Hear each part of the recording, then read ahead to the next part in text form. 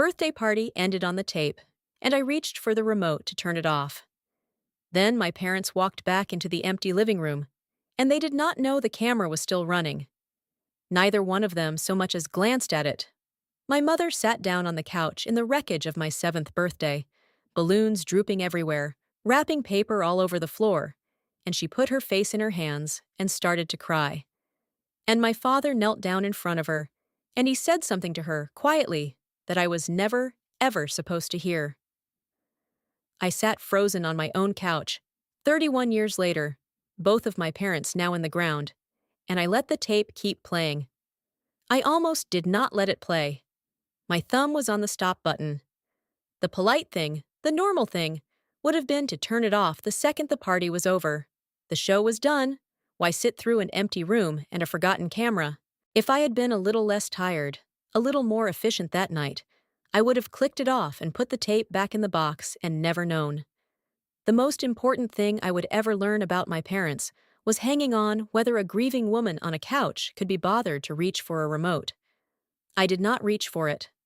I will be grateful for that small laziness for the rest of my life. What that camera recorded in the 10 minutes after my party ended took the happiest memory of my childhood and showed me what it had actually been made of. I want to tell you what my parents said when they thought no one was listening, because it changed everything I believed about the childhood they gave me. My name is Amber Novak. I'm 38 years old, and I work as a children's librarian in Reno, Nevada. I spend my days reading happy stories to small children, which is a tender job to have, while learning what I learned from that tape about the happy story of my own small childhood. Both my parents are gone now. I'm going to tell you what the camera caught. But first, you have to understand the childhood I thought I remembered. I had a happy childhood. That was always simply a fact about me, the foundation I stood on. While other people carried hard childhoods around like a weight, I had the easy one, the safe, warm, uncomplicated one, the kind that makes a person basically okay in the world. We were not rich, I knew that much, but I never wanted for anything that mattered, and I never once felt the fear that I now know lives in so many childhood homes. My parents, Rick and Kathy, made our little house in Reno feel like the safest place on earth. And the crown jewel of all of it, the memory I have returned to my whole life as proof of how good I had it, was my 7th birthday party. I remember it as the perfect day. A yard full of my friends, a homemade cake shaped like a castle, games my mother organized, presents, my father doing magic tricks badly and making everyone laugh. Pure, golden, uncomplicated joy. I have told people about that birthday party for 30 years as the very picture of a happy childhood. It was my go-to story, the one I'd offer when conversations turned to childhood, almost a party trick. The castle cake, the magic tricks, the whole golden afternoon. I told it at dinner parties. I told it to my husband early on, as a way of explaining where I came from, who I was. I told it, I'm a little ashamed to say, with a touch of pride, as if having had such a day were an accomplishment of mine, rather than a gift I had done nothing to earn. For 3 decades, that party was a story about me and how lucky I was. It is not that story anymore.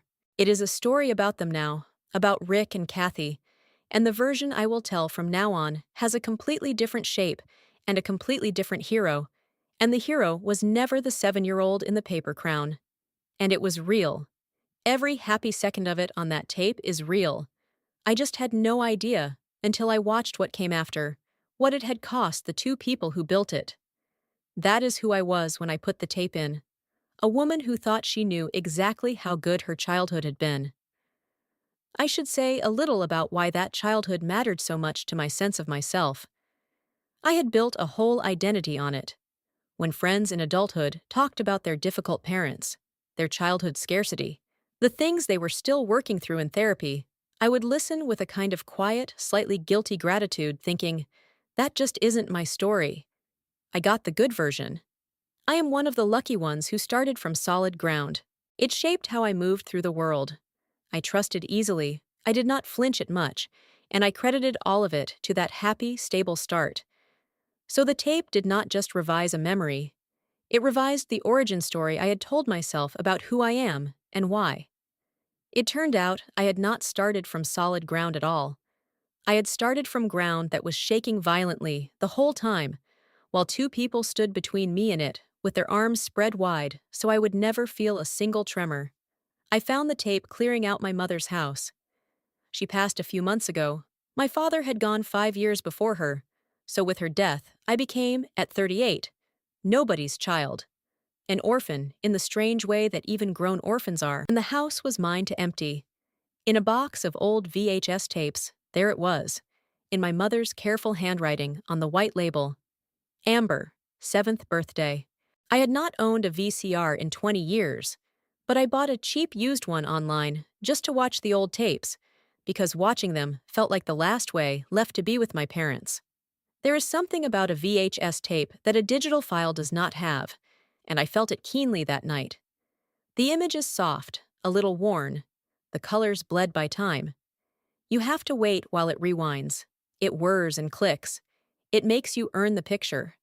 And because it is a physical object that degrades, watching it feels like spending something, like the tape is giving up a little of itself each time to show you the past. I think that is partly why those 10 minutes hit me as hard as they did. I was not clicking through a file. I was sitting in the dark with a whirring machine and a worn ribbon of tape that my parents had touched, that had been in that house as long as I had been alive, slowly playing back a truth it had been holding in the dark for 31 years, waiting for someone to finally let it run all the way to the end. And the birthday tape was everything I remembered and more. There I was at 7, gap-toothed and delighted. There were my long-gone grandparents.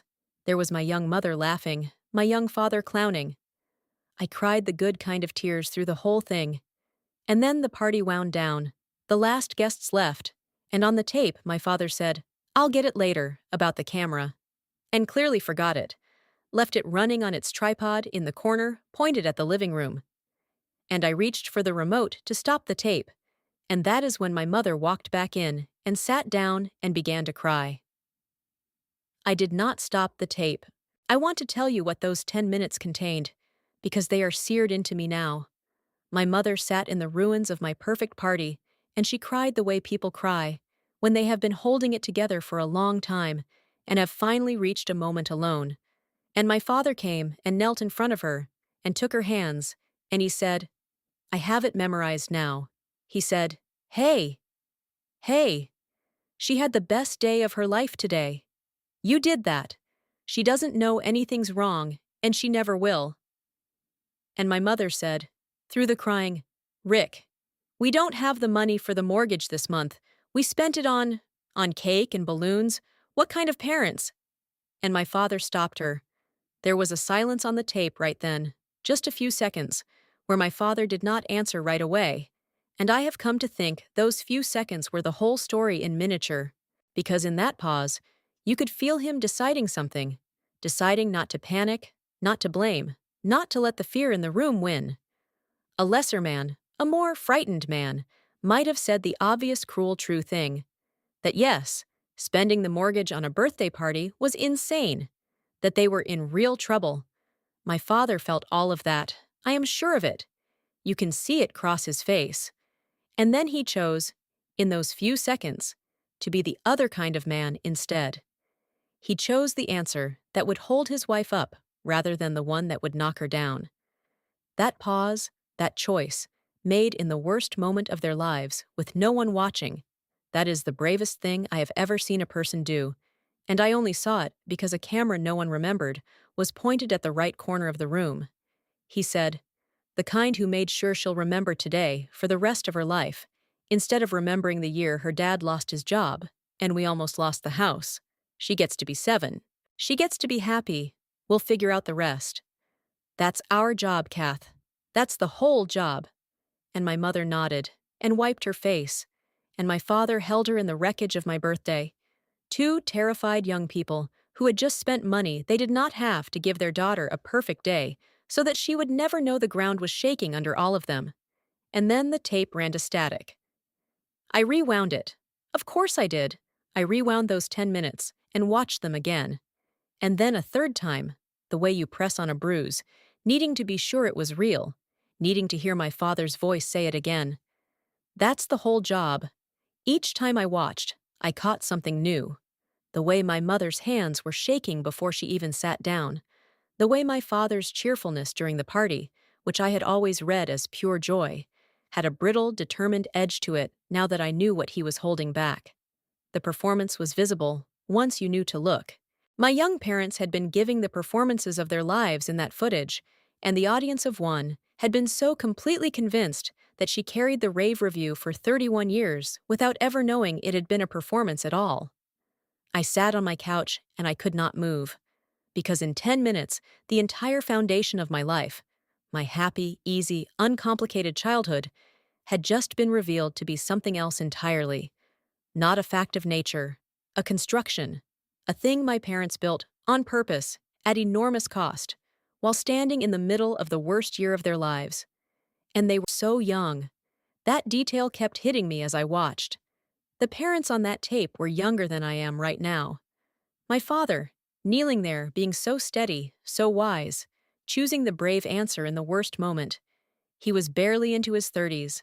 I had always remembered my parents at that age as fully grown, capable, in charge, the way children always see their parents, as finished adults who know what they are doing. But they were kids, really. Frightened kids with a mortgage and a 7-year-old, making it up as they went, terrified, and choosing, every single day, at an age when I was still figuring out my own life, to carry a weight that would have flattened a lot of people twice their age. Watching them be so young and so brave at once is its own particular heartbreak. I am older now than my parents were when they were that heroic. It makes me wonder if I am being that brave with what I have been given. I hope so. I'm trying. I want to explain what that did to my whole memory of growing up, because it did not just change that one day. It changed all of it. Because once I knew, I started to see it everywhere, looking back. That was the year I realized, doing the math, that we ate a lot of breakfast for dinner, which I had always remembered as a fun treat, and which I now understood was eggs because eggs were cheap. That was the year my parents' staycation was so much fun, because they could not afford to go anywhere, and turned it into an adventure so I would not know the difference. That was the year my mother took up a fun new hobby of cutting my hair at home. That was the year, I remember now, that my big Christmas present was a dollhouse my father built. Because store-bought ones aren't as special, he told me, and I believed him completely, and I treasured that dollhouse above every plastic toy my friends had. It was the best present of my childhood. I understand now that he built it because he could not buy one, that the specialness was a story stretched gently over a shortage, and somehow that makes it not less special, but infinitely more. He sat up nights with scraps of wood and made his frightened, broke hands build joy for me out of nothing, and then he wrapped the truth of our situation inside a compliment to homemade things so that I would feel lucky instead of poor. I felt lucky. I felt lucky for 30 years. The reframe worked so perfectly that it outlived him. My entire childhood, I now understood, had been full of these moments of real hardship that my parents had quietly, lovingly costumed as fun, as choice, as treats, so that the fear they were living in every day would never once touch me. They had absorbed all of it, every bit of the terror, the math that would not work, the nights they must have lain awake. They took the whole weight of it onto themselves and let absolutely none of it reach me. I think about the discipline that required, on an ordinary Tuesday, not just on the big party day. A child reads a parent's face the way sailors read the sky. We are built to scan the adults for signs of danger, and we feel the storm long before we understand it. Which means my parents could not just hide the bills.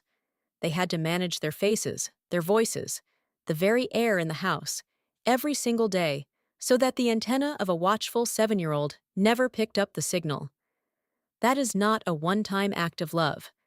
That is 1,000 tiny acts of self-control, performed while frightened, sustained over years, with no applause and no acknowledgement, because the entire success of the project depended on the beneficiary never finding out it was happening. They were the best kind of heroes, the kind whose heroism is invisible by design, the kind who would have considered being thanked a sign that they had slipped up. And it worked.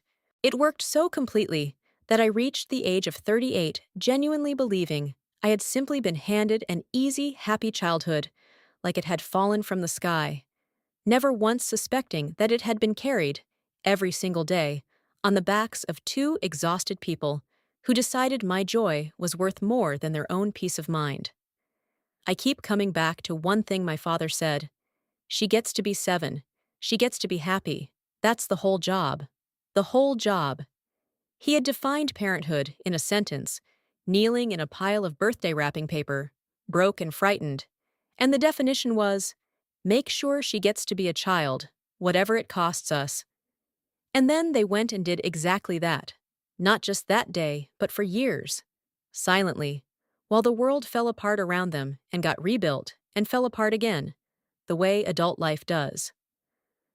I think about the strength that takes to be drowning in fear and to perform delight, convincingly, daily, for a 7-year-old who is watching your face for cues about whether the world is safe.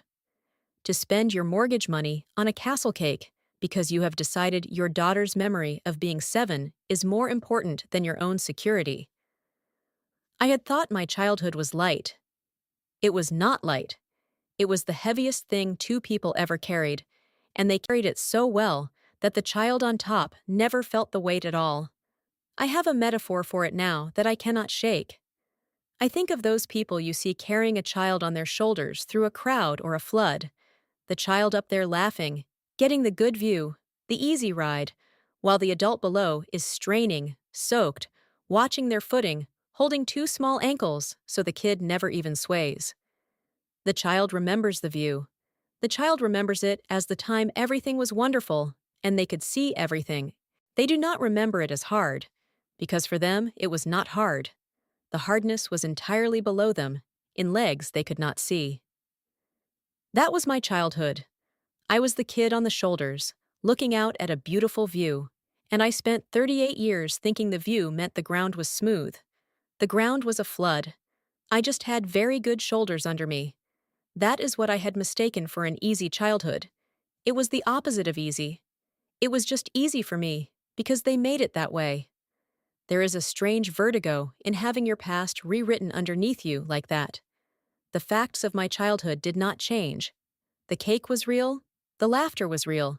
The safety I felt was real. What changed was the cause.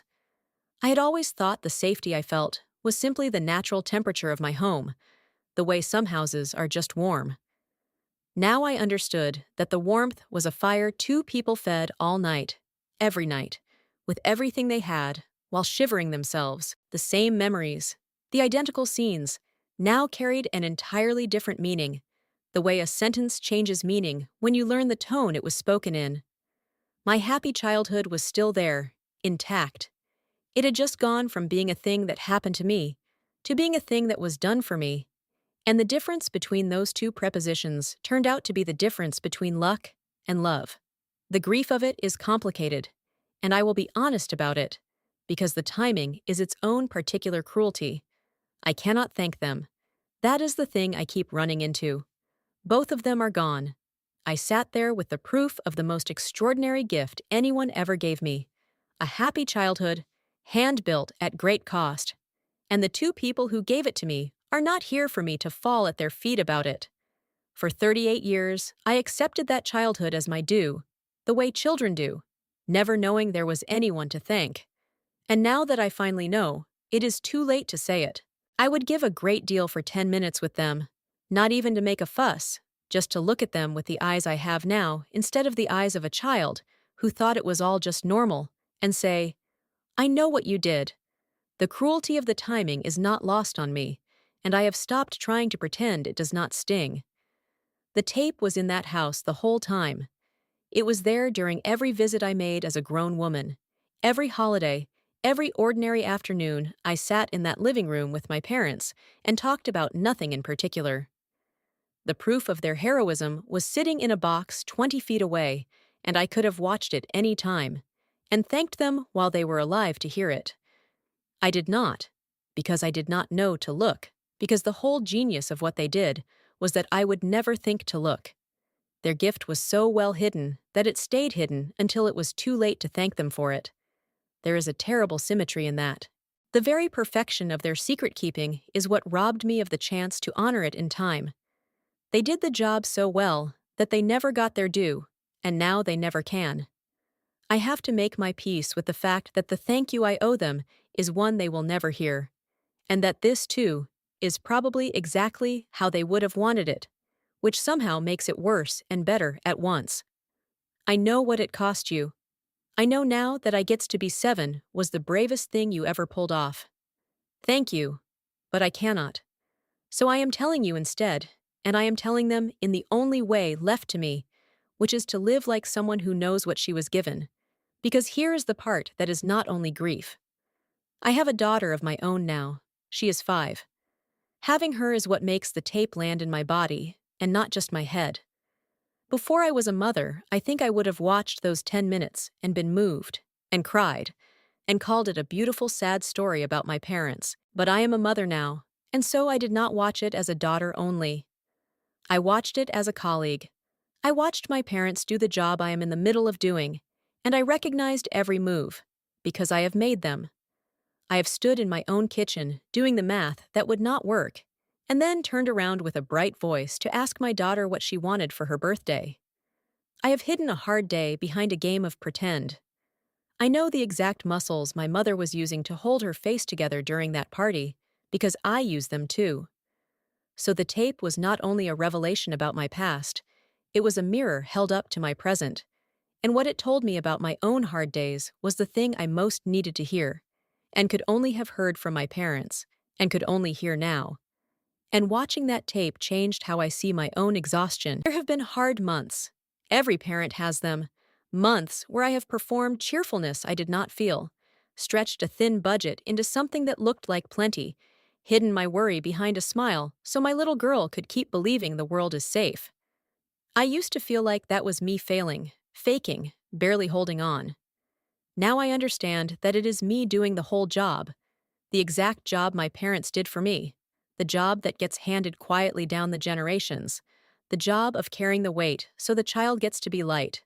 My parents did not just give me a happy childhood. They taught me, on that tape, what it actually is and what it actually costs, and they gave me the strength to do it for my own daughter, without resenting the price. My 5-year-old thinks her life is easy and golden. Someday, I hope, she will find out it wasn't, and that I carried it for her, the way my parents carried it for me. That is the inheritance, not the easy childhood, the willingness to build one. I did one thing with the tape that I want to tell you about. I had the whole thing digitized, party and all, including the 10 minutes after. I was tempted at first to cut those 10 minutes off, to preserve only the bright public party and erase the private aftermath. But I could not do it, because those 10 minutes are the most precious footage I own. The party is lovely, but the party is the gift. The 10 minutes after are the givers, caught in the act, unaware, at their most heroic and most human. I will show my daughter the party someday, when she is small and wants to see her mama as a little girl. And someday, much later, when she is grown and may be carrying her own invisible weights for her own child, I will show her the 10 minutes after, and I will tell her what it really is, and what was happening behind my golden childhood, and behind hers, and behind the one she will someday build. And then I will tell her about her grandparents, Rick and Kathy, whom she never got to meet, and what they did in a pile of birthday wrapping paper in Reno, Nevada, so that their little girl could grow up light. I want to leave you with the 2 things this taught me. The first is for anyone who, like me, remembers an easy or happy childhood. I'm not here to take that away from you. If you had one, treasure it. But I am asking you to consider the way that tape forced me to, that the lightness you remember was almost certainly not free. Somebody carried the weight of it. The easy childhood you recall was very likely a thing that exhausted adults built, on purpose, at a cost you were specifically protected from ever seeing. That was the entire point. The breakfast for dinner that was fun, the staycation that was an adventure, the perfect party in the year, everything was falling apart. If your parents are still alive, you have something I no longer have. The chance to look at them with grown eyes and say, I think I understand now what it cost you to make it look so easy. Do not wait for a VHS tape and an empty house to say it. Say it while they can hear you. The second thing is for anyone in the middle of doing the job right now.